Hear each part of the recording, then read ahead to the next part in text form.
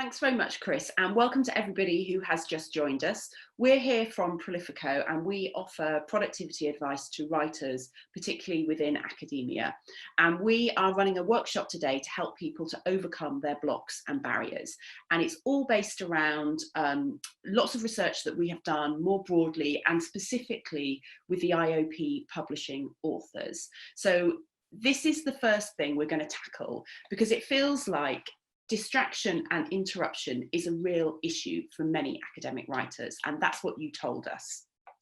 So just to start looking at the context for this, in the overall survey that Chris spoke about, we asked people what held them back, what stopped them writing.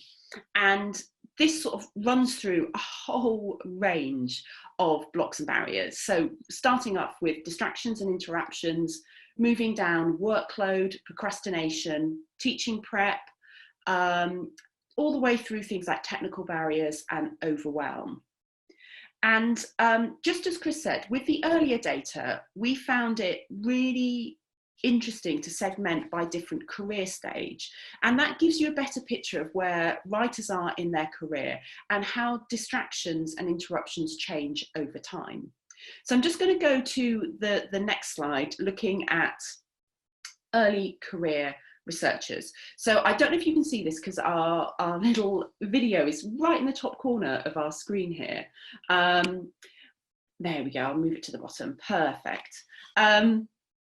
This is looking at the first 0 to 5 years of a writing career. And the particular barriers that people face there are psychological and technical in nature. So this is basically learning how to write in an academic format and structure. And we've got this little quote there about somebody who was, still in the midst of their PhD and feeling physically sick at writing or reading anything to do with it. Next, we go to mid-career, so 6 to 15, so people who are way past their PhD and really into their first few jobs in academia. And the demands are quite different here. We're looking at workload, interruptions, time management, but also thinking about life stage, family. So this is where career is really taking off and there's a lot of demands on someone's time in this mid-career stage. And then we move to late career. And in many ways, these are really blissed out writers. So as Chris said at the beginning, they're much more satisfied and much less likely to be dissatisfied with their writing, but they still have a lot of distractions going on. And this is really around juggling those multiple personal and professional requirements and dealing with travel, because of course that's the demand of an academic nowadays.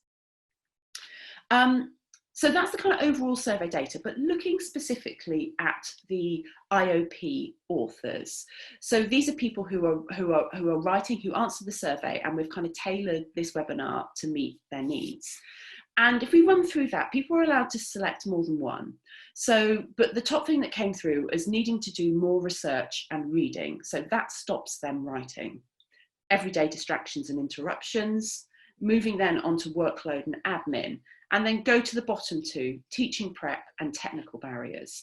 Now, what I think is really interesting around what stops people writing is that these distractions, they're work. You know, they're not frivolous things. We're not finding academic authors spending all their time on YouTube and Facebook. They've got jobs to do and jobs that demand quite a lot of them. But it's keeping them away from their writing. And if writing is a priority, which it is for many, many academics, they need to find time for it. So what I find really helpful is looking at a sort of a classic definition of procrastination.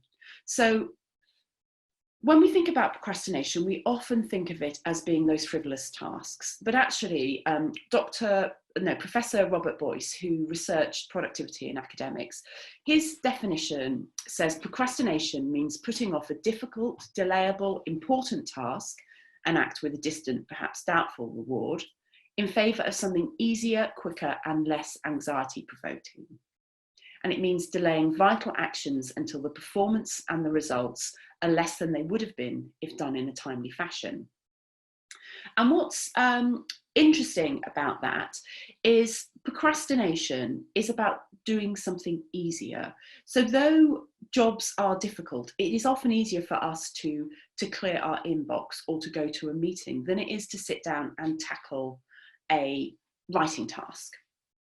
So what we're going to do now is we're going to give you a chance to do a couple of exercises. And you can do these live if you're watching now, or if you're working at home, watching this at home later, feel free to pause and do the exercise and come back and join us. We'll just give us a little bit of time now where we pause. And the first exercise we're going to do is to help you identify your distraction tendencies. So what's really helpful is to be very specific about this. So if you've got a moment, grab a notepad and pen and think about a time where you recently got distracted from a writing project, and think about what you did instead of the task you were meant to do. Be really specific, think about the last time, but then open up a little bit more and think about other things that you do instead. And for many of us, it will be things around email and admin and workload, but focusing on what they were specifically. So I'm just going to give you a few moments just to think about that.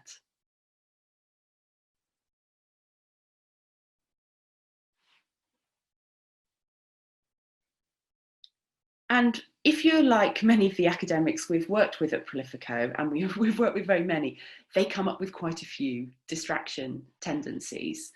So what it's worth doing is, if you've got several on your list, is to identify one or two. And then again, generate as many ways as you can to solve them. So thinking about your environment is really, really helpful here, because the way behaviour change works is that we respond to cues in our environment. So if we need to write, we need to set up an environment which is conducive to writing.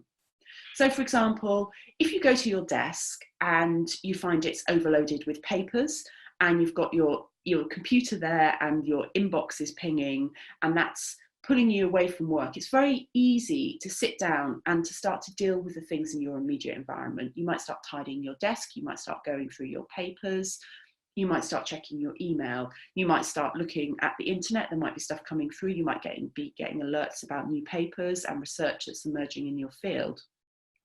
All of these are things that you need to do, but they're not necessarily things you need to do now at the moment when you're meant to be writing. So really have a think about your environment and think about the things that take you away from your writing, and then think about the things you can do to stop them.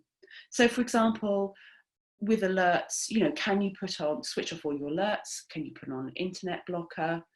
Perhaps you need to work, if your desk and office environment is very full of these triggers, perhaps you need to work somewhere else, working from the library for an hour, going to a coffee shop, somewhere where you're not as likely to be pulled out of things. It's really important to have an environment around you which is conducive to writing. And we're going to talk about this more broadly in terms of things like accountability structures, because what happens around you will support you or take you away from your writing. And what you need to do is reduce the effort involved with willpower to be able to have some of these systems in place. I think, just to interject there, as Beck said, I think noticing when you get pulled away from your writing, in whatever way you get pulled away, whether that's additional research or reading another journal article, or it could be YouTube, noticing when you get pulled away, when you do that, you're already one step closer to actually be able to solve those distractions and dismiss them, because it's only by noticing them that you can put a simple strategy in place, which we'll talk about a little later. They're called when-then plans, that you can put a strategy in place to be able to notice when you're getting distracted and then be able to take a positive action to be able to mitigate you becoming distracted. So, when I get distracted by my phone, then I will put it in another room, those kind of things. So it's really worth thinking through and having simple strategies to help you from becoming distracted in the first place.